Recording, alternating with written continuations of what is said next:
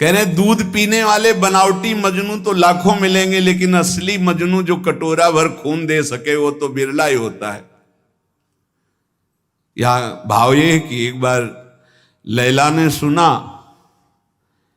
कि मजनू हमारे प्रेम में बावरा न खा रहा है न पी रहा है, तो वो तो बहुत ऐश्वर्य संपन्न घर की थी, तो उन्होंने पूरी बाजार में ऐलान करवा दिया, मजनू जो भी खाए पिए उसको जो बाजार में पाए हमारे पास आवे, सारा हिसाब हम देंगे। ये ऐलान जब सुना तो लाखों मजनू तैयार हो गए, कोई जलेबी पा रहा है, कोई दही पा रहा है, तो हर दुकान से हजारों लाखों का बिल, और ऐसे सैकड़ों दुकानों से वो तो आदेश कर दिया था सबका हिसाब हो जाता। एक दिन प्रार्थना की खजांची ने कि करोड़ों रुपया जा रहे हैं महीने में मजनू की सेवा में, तो उन्होंने कहा मजनू और करोड़ों रुपया, अरे वो विरह में कुछ खा ही नहीं सकता तो कैसे करोड़ों रुपया। बोले लाखों मजनू तैयार हो गए हैं, ठीक है असली मजनू की पहचान कल हो जाएगी। बोलू लैला मिलना चाहती है मजनू से अमुक मंच पर। अब तो जो देख भी नहीं पाते थे वो भी जो मजनू बने हुए रबड़ी रसगुल्ला वाले मजनू थे वो सब आ गए। चाकू निकाली और कहा मेरा मजनू मेरे लिए छाती का खून दे। तो जितने रबड़ी रसगुल्ला वाले थे कदम पीछे सरकने लगे, और जो असली मजनू था वो आया और ऐसे हाथ से चाकू ली और कहा आज मेरा जीना सार्थक हो गया, क्योंकि तुम्हारे किसी काम में आ गया। और जो ये से मारने किया, पकड़ लिया, कहा असली मजनू ये है। तो वहां कह रहे हैं कि दूध और रबड़ी पीने वाले तो लाखों मजनू तैयार हो जाते हैं, लेकिन असली मजनू जो एक कटोरा खून दे सके वो तो बिरला ही होता है। ऐसे ही कह रहे कि रबड़ी रसगुल्ला खाना, प्रणाम नमस्कार करना, भेंट लेना लाखों भगत, लेकिन भगवान के लिए जीवन अर्पित करने वाला, भगवान के लिए तड़पने वाला, भगवान के लिए अपना सर्वस्व न्यौछावर करने वाला, ऐसा तो कोई बिरला ही प्रेमी होता है। ऐसा भक्त ईश्वर के से भी बढ़कर है।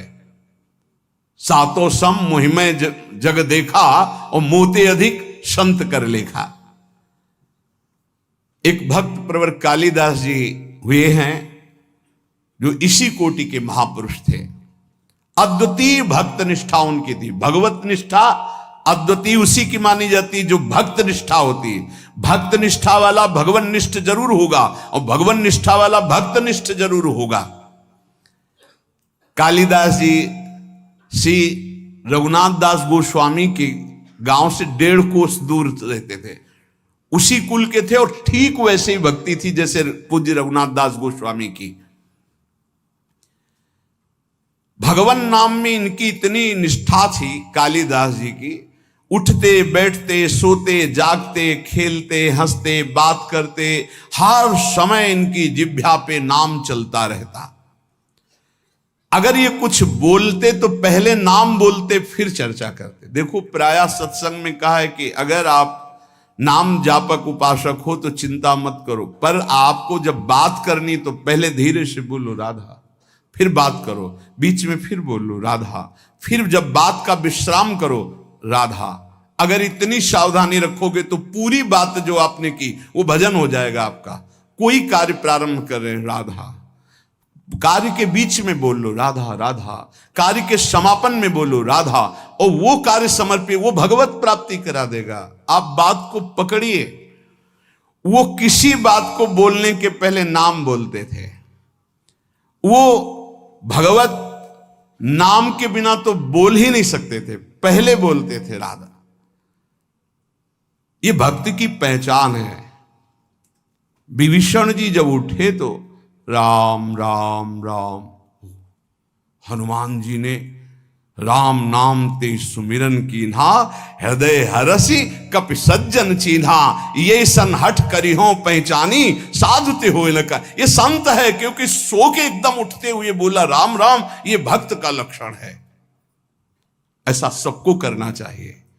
नींद खुले तो पहले भगवान नाम उच्चारण करते हुए ही पृथ्वी को प्रणाम करके पैर रखना चाहिए। अद्भुत नाम निष्ठा थी कालिदास जी की। बिना नाम के वो बात ही नहीं करते थे। पहले नाम उच्चारण, और ये नाम उच्चारण, नाम में प्रीति कहां से प्राप्त हुई, बहुत सूक्ष्म बात है। इनकी भक्तों में बहुत बड़ी प्रीति थी, इसी से इनको नाम में इतनी प्रीति हुई। अब आजकल कोई बिरला ही ऐसा होता है जिसको किसी भक्त की प्रशंसा सुन के ईर्ष्या ना होती हो, जबकि हमारी भक्ति का स्वरूप यह है कि किसी को सुने कि वो नाम जप कर रहा है, उसका बड़ा यश हो रहा है, वो ऐसा है, तो हमारे अंदर लालसा होनी चाहिए कि इनकी चरण रज माथे पे लगाएं, कभी इनका जूठन मिल जाए, कभी इनका चरणामृत मिल जाए। ये भक्तों की बात थी। हमारे अंदर क्या होता है, अहम प्रदान होता है, तो लगता है क्या है, इतना हुआ, क्या हुआ, वो उससे मात्सर्य और ईर्ष्या प्रकट हो जाती है। ये भगवत विरोधी वार्ता है, अंदर ये बात नहीं आनी चाहिए। जहां वो सुनते कि अमुक जगह भक्त बहुत नाम जापक हैं, तो बहुत धनी थे, पर साधारण वेश में छुप करके जाते कि बिल्कुल ऐसे दीन गरीब बन करके, और उनकी सेवा करते। भक्तों को अच्छे अच्छे पदार्थ खिलाने में उन्हें परमानंद का अनुभव प्राप्त होता। और ऐसा सिद्धांत भी है कि जैसे गर्भवती मां को भोजन पवाओ तो बच्चे को अपने आप पहुंच जाता है, ऐसे हृदय में हृदयस्थ विराजमान भक्तों के प्रभु हैं, तो भक्तों को पवाओ तो प्रभु का अपने आप भोग लग जाता है। भक्तों के मुख से प्रभु बहुत आनंद पूर्वक पाते हैं। भक्तों को जब श्रद्धा पूर्वक सुस्वाद प्रसाद पवाया जाता है, तो उसके स्वाद का अनुभव स्वयं भगवान श्री कृष्ण करते हैं। भक्तों को जब पवाया जाता है, भगवान को अपने भोग लगाने से इतनी प्रसन्नता नहीं होती जितना संतों के भोग लगाने से होती है। इसी बात को एक भक्त ने पकड़ लिया और संतों को पवाना शुरू किया श्रद्धा से। अब उनके पास एक सीमित अर्थव्यवस्था थी। अगर संतों को पता है कि बहुत श्रद्धा पूर्वक यहां प्रसाद पवाया जाता है, तो बिना बुलाए भी कृपा करके आने लगते हैं। वहां खूब संतों का आगमन होता और बनवा के पवाते। धीरे धीरे संपत्ति राधे श्याम। अष्ट धातु के ठाकुर जी थे, तो ठाकुर जी की जितनी सेवा पात्र थे स्वर्ण चांदी के जो थे, सब बेचकर संत को पवा दिया। ठाकुर जी से कहा, कल अगर संत आए और व्यवस्था नहीं हुई तो सरकार आपको बाजार में ले जाएंगे हम, और आपको बेच देंगे, क्योंकि संत भूखे नहीं जाएंगे, वो आप ही रह गए, वो हमारी संपत्ति। भगवान ने कहा कि हमारे संबंध से तो संतों को, बस आप संतों के पाने से प्रसन्न होते हैं, ये मैंने सुना है। आप अपने भोग लगाने से उतना प्रसन्न नहीं होते। तो अब कल संत आएंगे, अगर उनके भोग की व्यवस्था नहीं हुई तो तैयार रहना, हम आपको बाजार में बेच देंगे। भगवान हंस दिए और कहा, जो संतों की सेवा करता है उसके यहाँ ऐश्वर्य की कमी नहीं रहती। और जरा सा उनका कृपा कटाक्ष, कुल परंपरागत लक्ष्मी जी उनकी सेवा में उपस्थित हो गई।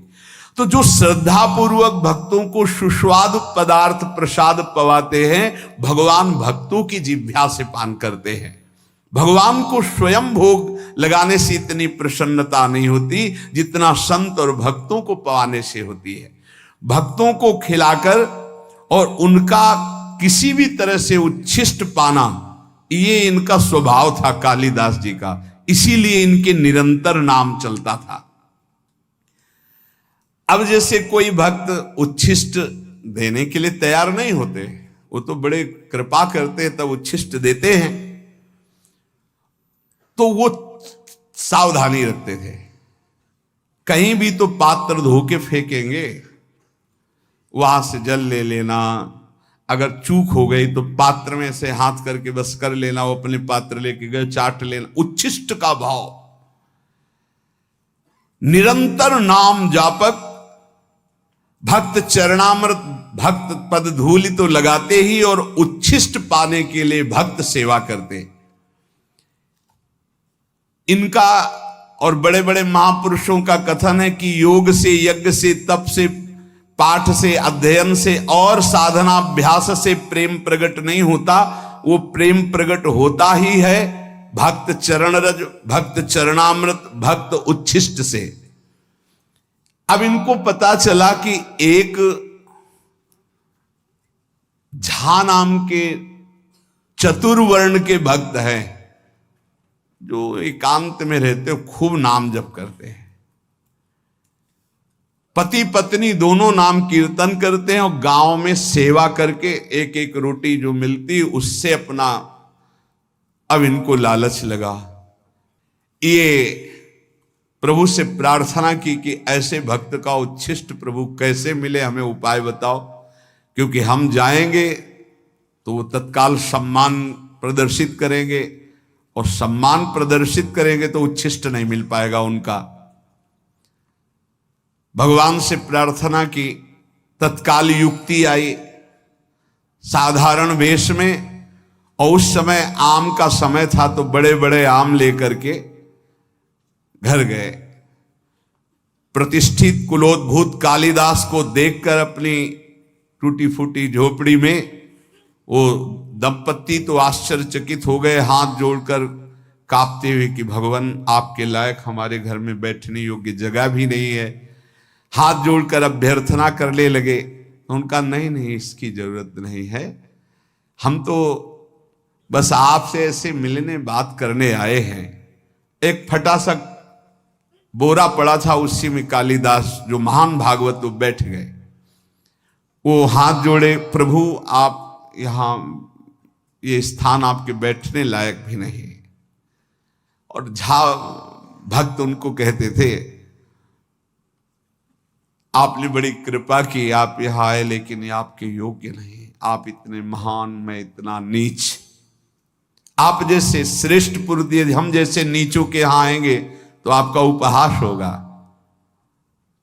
प्रभु आपको पता नहीं मैं नीच हूं, धनहीन हूं, प्रभु आपको यहां बैठना ठीक नहीं, कोई देख लेगा तो आपकी निंदा करेगा। कालिदास जी ने कहा कि आपको पता है, आपके शुभ दर्शनों से हमें श्री कृष्ण का दर्शन प्राप्त हो रहा है, देखिएगा। और आज मैं आपको उस भाव से देख रहा हूं कि त्रिभुवन में आप जैसा कोई सत्कार पाने योग्य नहीं है, जिसकी जिह्वा पे भगवान नाम और इतनी दैन्यता। अहोबत सुपचतो गरीयान यद जिह्वा के वर्तते नाम तुभ्यम। यदि आप हमारा कुछ भी सम्मान करना चाहते हैं तो अब आप हाथ जोड़ना बंद कर दें, हमारे सामने हाथ मत जोड़े। और आप एक कृपा करें, आप दोनों अपने चरण धोए, हमें चरणामृत दे दे, क्योंकि हमें धोने तो देंगे नहीं। और उन्होंने कहा कृष्ण कृष्ण कृष्ण, आप ये क्या बोल रहे हैं महाराज। आप गिड़गिड़ाते हुए झा भक्त ने कहा, प्रभु ये कैसी भूली भूली सी बातें कर रहे, आपको पता है मैं कौन हूं, मैं सब तरह से हीन हूं, मेरा दर्शन और स्पर्श भी अमंगलमय है। धन्य है यही दरबार, दीन को आदर रीत सदा चली आई। और उनके चरणों में गिरने लगे। कालिदास जी ने अपने चरण समेटे और कहा, देखो अतिथि का सत्कार करना चाहिए, इतना आपको पता है। उन्होंने कहा हाँ प्रभु पता है। तो फिर एक बात करो, मैं आ रहा था रास्ते में आम देखा, आप ठाकुर जी को अपने भोग लगाओ आम का, और आप दोनों पाओ और मैं ये देखूं, ये मेरा सबसे बड़ा सत्कार हो जाएगा। भक्त ने कहा मालिक आप कैसी बात करते, मैं पाऊं और आप बैठे, आप हमारे यहां आए हैं। उन्होंने कहा देखो यदि आप मुझे बड़ा मानते हैं और पूजनीय मानते हैं तो आप मेरी बात भी तो मानिए, किसी भी तरह से। देखो अगर थोड़ी भी प्रीति आपकी हम में है तो मेरी ये बात मान लो। वो भक्त बहुत दैन्य हो रहे हैं। यहां कालिदास जी कह रहे हैं, जो अपने भक्ति का विज्ञापन करता है, जो भक्ति की दुकानदारी करता है, भक्ति के नाम पर पूजा प्रतिष्ठा और अर्थ की प्राप्ति करता है, वो आप जैसे अकिंचन भक्तों को कैसे जान पाएगा। अहंकार रहित, साधना के बल से रहित, केवल प्रभु के नाम और प्रभु के आश्रित आप जैसे निर्मल भक्तों का संग तो केवल अहेतु की कृपा से होता है। आप सच्ची मानिए त्रिभुवन को पावन करने वाले हैं, आप अपने को नीच मत कहिए। जब कालिदास जी दैन्य होकर ऐसी बात करने लगे तो भक्त ने आम ले लिए, प्रणाम किया और कहा मैं आपके सामने पा तो नहीं सकता, पक्का वचन है कि आपके जाते ही मैं भोग लगाऊंगा, पर आपके सामने नहीं पा पाऊंगा क्योंकि आप बैठे हमारे घर में आकर और हम पाले। कालिदास जी ने विचार किया, सब किया कराया माटी हो रहा है, हमको उच्छिष्ट तो इनका मिलेगा नहीं, जूठन। फिर विचार किया कि अभी से लेके शाम तक फेंकेंगे ही ना पाके आम, मैं पेड़ की आड़ में बैठा रहूंगा, जब फेंकेंगे तब मैं निकल लूंगा प्रसाद लेके।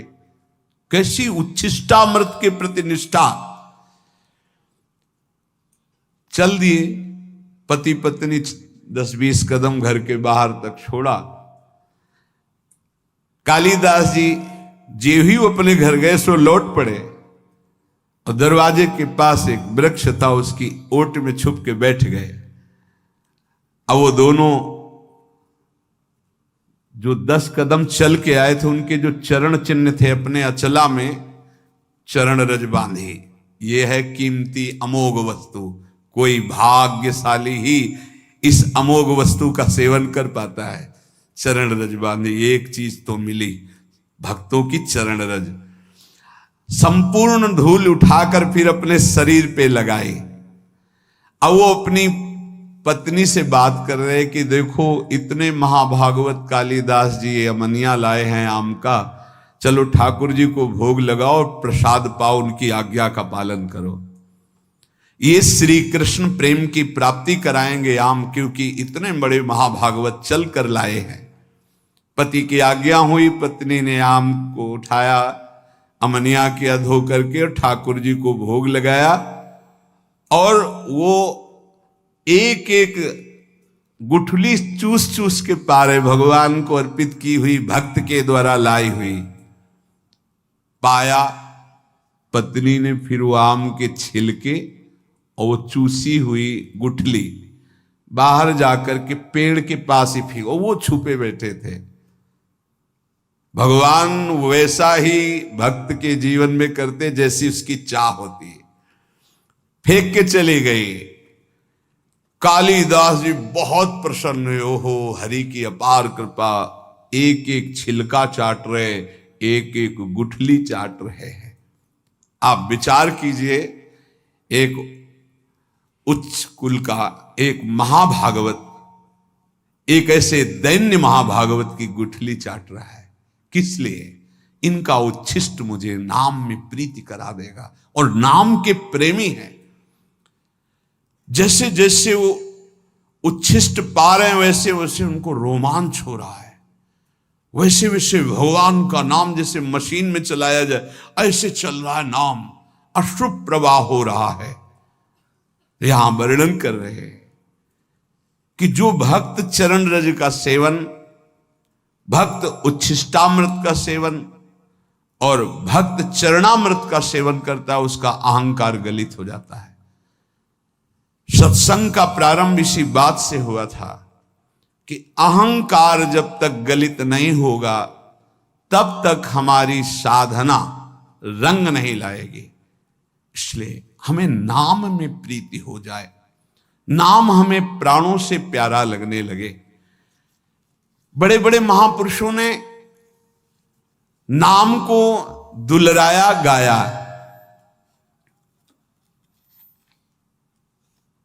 कह रहे हैं कि मर जावेगा मूर्खा क्यों न भजे भगवान, ये झूठी संपत्ति माया जगत की, इसका मत करना अभिमान।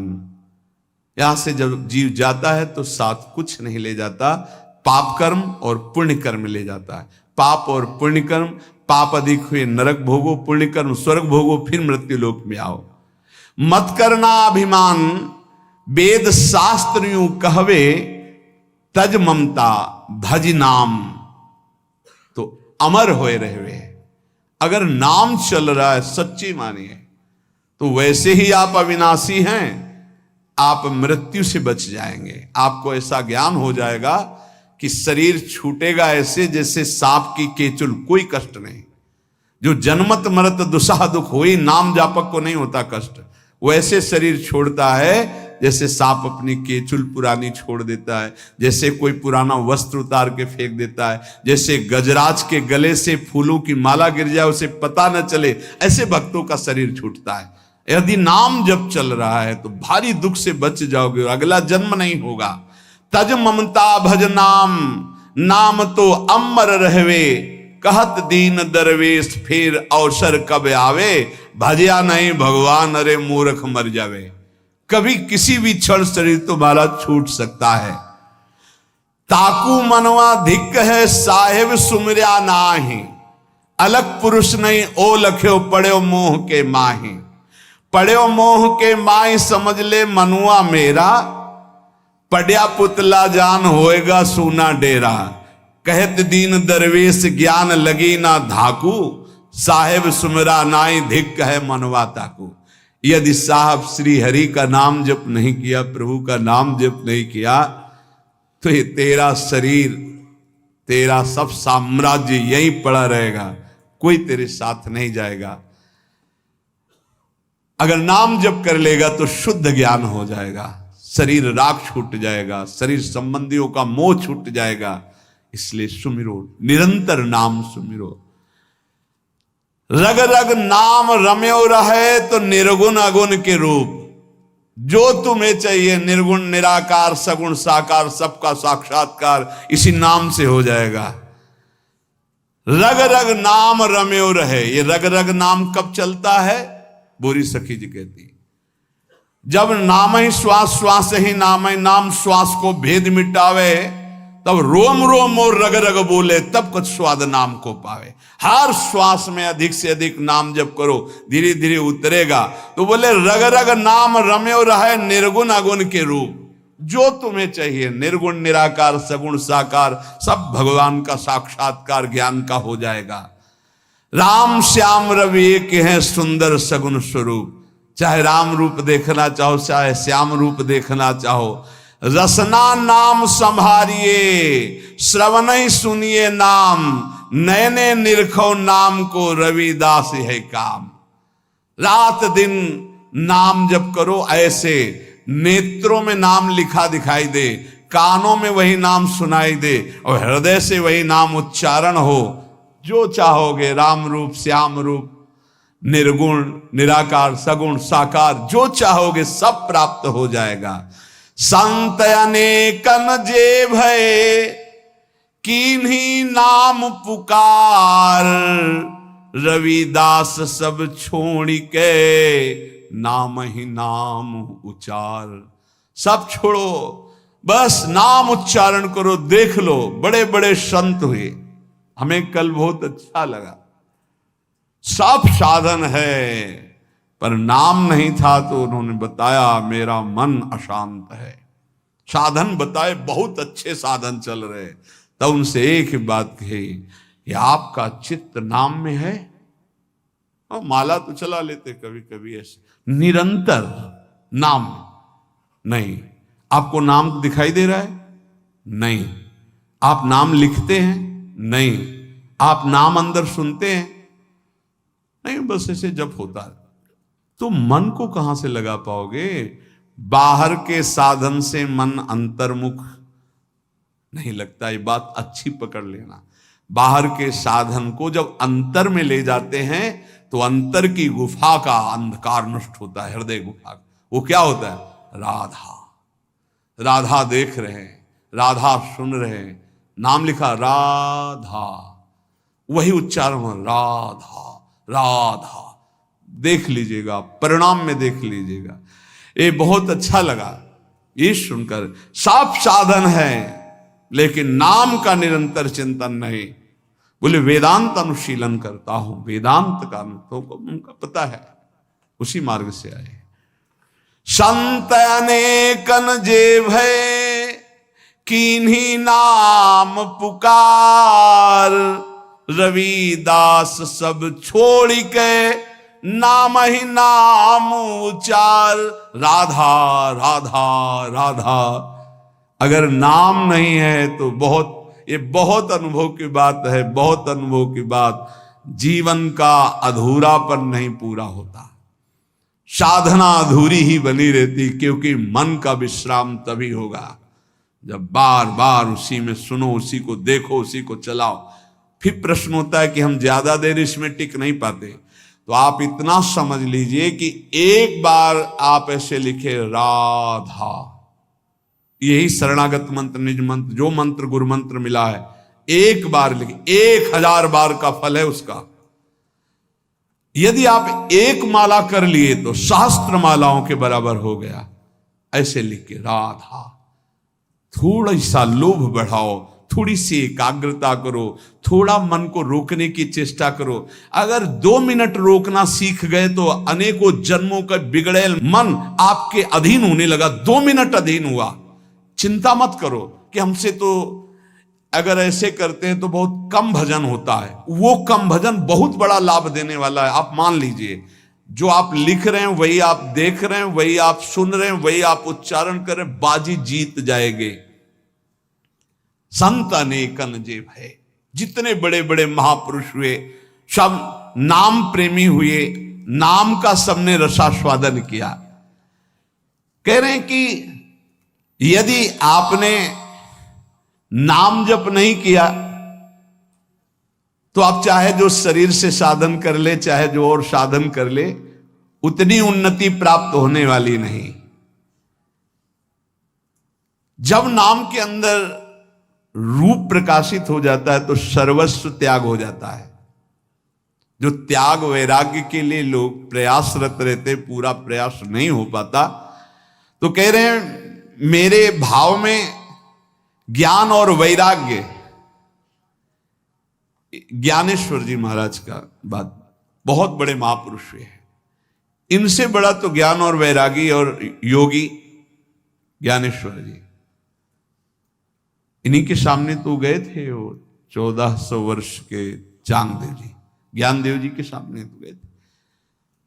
वो अपना तप दिखाने कि मैं 1400 वर्ष का हूं, सिंह को वश में करके सांप की चाबुक ली। तो चबूतरे पे बैठे थे तो जड़ चबूतरे से कहा चलो चल। क्यों? चैतन्य घन परमात्मा बुद्धि, संकल्प किया, वैसे हो गया। ऐसे महापुरुष कह रहे हैं जो भी ज्ञान है, जो भी वैराग्य है, विठोबा की कृपा है, विठल भगवान की जो कृपा है, वो नाम से जागृत होती है। बड़े बड़े महापुरुषों के नाम, जितना उपासक नाम जपेगा उतना ही उसको भगवत साक्षात्कार के नजदीक एक एक नाम ले जा रहा है। अपने आराध्य का साक्षात्कार सब में होने लगेगा जिस समय आपका निरंतर नाम चलने लगेगा। नाम के बिना क्षण भर भी जो चैन से ना रह पावे तो समझ लेना प्रेम की पराकाष्ठा प्रकट होने वाली है।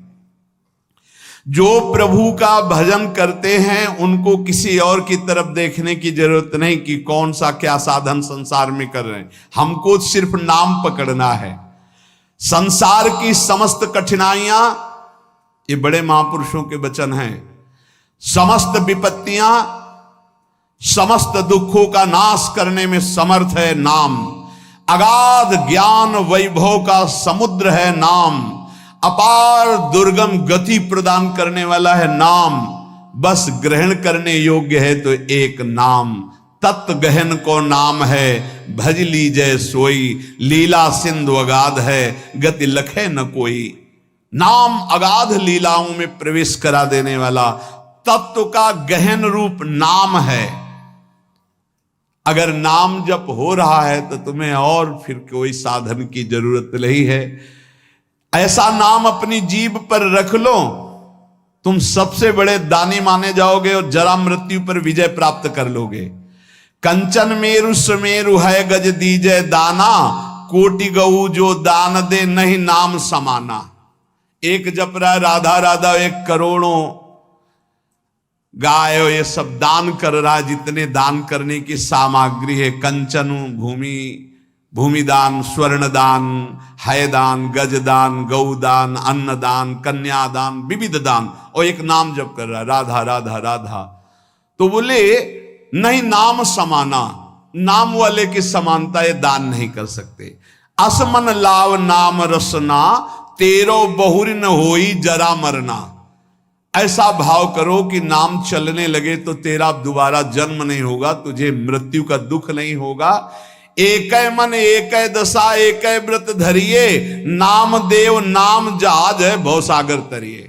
बस एक साधन पकड़ लो, एक ही इष्ट बना लो, एक ही अपनी दशा बना लो, राधा राधा राधा राधा राधा। इससे भव समुद्र से तर जाओगे, भगवत प्राप्ति हो जाएगी।